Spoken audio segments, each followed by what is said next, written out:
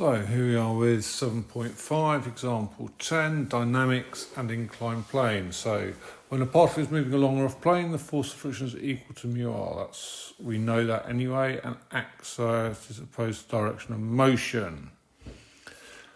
Let's read the actual question then. So a particle is held at rest on a rough plane which is inclined at an angle alpha. So we've got a horizontal plane inclined at an angle alpha, and there's a particle on it which is at rest. Tan alpha is equal to 0.75, which is 3/4. So we can draw that. If this is alpha, tan alpha is opposite over adjacent, so that's 3/4. And the hypotenuse then, using Pythagoras, must be 5. So we can now work out cos or sine alpha very quickly if we need it. The coefficient of friction between the particle and plane is 0.5. So we know mu is equal to 0.5. So all we're doing is the usual thing, picking out the key bits of information from the question. So we've picked out alpha,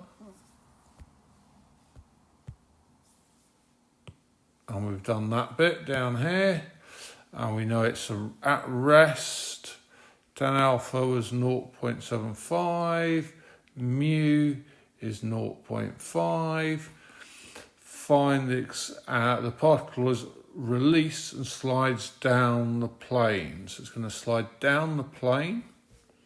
So let's put some forces on here. So we've got its weight, mg, acting down. We've got a normal reaction, R, and we've got the friction acting up the plane. And we're told it's going to slide down the plane and it's going to accelerate down the plane. So we'll call that A. Okay. So, part A.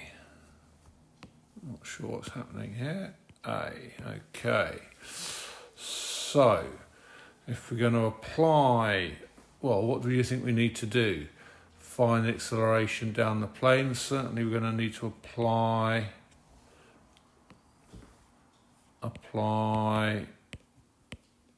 N2 parallel and down the plane.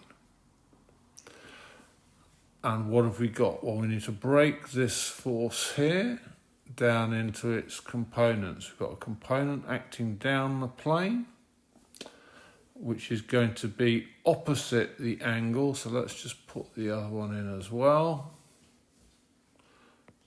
Here. So this angle is alpha. So we're going to have acting down the plane opposite the angle is mg sine of alpha, and perpendicular to the plane we're going to have mg, and that's next to alpha, so that's going to be cos alpha, and we've done that many times before. Okay, so down the plane, what forces have we got? Well, acting in the direction of the plane, we've got the friction, and we've got mg sine alpha. So if we're taking down as positive, we get mg sine of alpha minus the friction is equal to the mass, which is m, and the acceleration a. So this bit is the resultant force. Yeah, resultant force, which is the F in F equals ma for N2. So it's the resultant force causing that acceleration. Okay, well, we've got a number of unknowns in there, so we just need to proceed and think what else we can find out. So we're going to resolve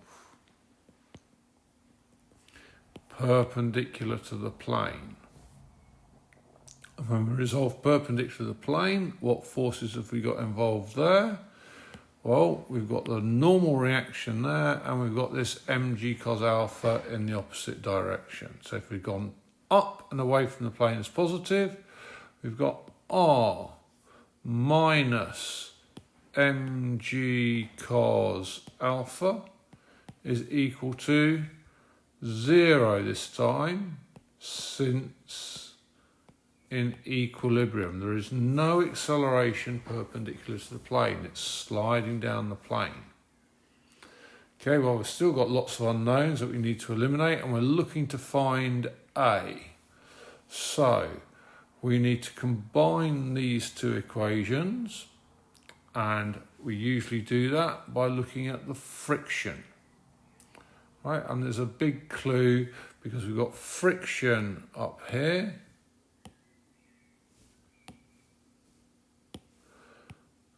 and R here, and we've done again this many times before. Since sliding, we know the friction is equal to mu R. So we can substitute in to that equation from the two above. Call that 1, and that's 2. So from 1, we can get, so from 1, we get mg sine alpha minus ma is equal to the friction. From 2, we're going to get R is equal to mg cos alpha. And now we can substitute in for these two. So we substitute in for R using this, and we're going to substitute in for the friction using this. Okay. So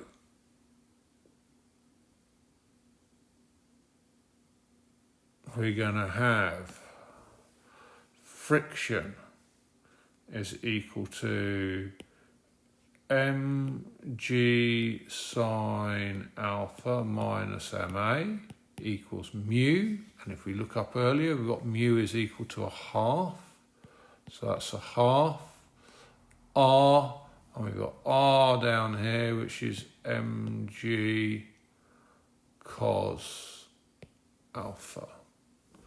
So we've substituted in, that's the friction, and then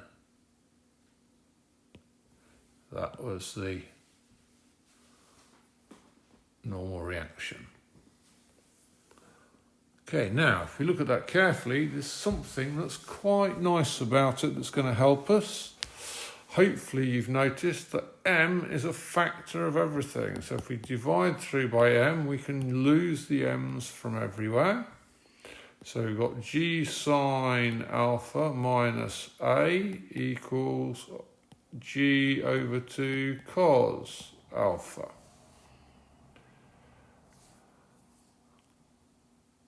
Okay, now what else do we know? We've got sine alpha and cos alpha from up here. So sine alpha, yeah, so we're looking at this bit here. Sine alpha is opposite over hypotenuse, so we get 3/5 for sine alpha. So g 3/5 minus a is equal to g over 2. Cos alpha, using the same triangle, we want the adjacent. The adjacent is 4, so it's 4/5 this time. Okay, let's tidy that up then. So we get 3/5 of g minus 2/5 of g is equal to a. So A equals 1/5 of g meters per second squared, which is going to be roughly 2 meters per second, which you can tap in a calculator if you want to. Okay, let's go back, check we've answered the question, find the acceleration, so we're okay. The distance it slides in the first 2 seconds. So B, notice, well, if we look at what we know about A, we can notice the acceleration is constant. Therefore, it's a SUVAT kind of question. So, constant acceleration. Again, we're going to take positive as down the slope. We've got A equals 1/2 g, U equals to 0, because I think it started at rest. Let's just go back and check. A particle is held at rest on a rough plane, so it starts at rest. We want the distance it slides in 2 seconds. So t equals 2, and s is what we're trying to find. Look at the letters, pick out the right SUVAT equation. Hopefully you've learnt these now. S equals ut plus 1/2 at squared. Substitute in the values. S equals 0 times 2 plus 1/2 times 1/2 g 2 squared. So S equals 0, 1/2 and 1/2 and 2 squared cancel, leaving g. So S equals g meters, which is 9.8. Oh, hang on. I think I've made a silly mistake somewhere there.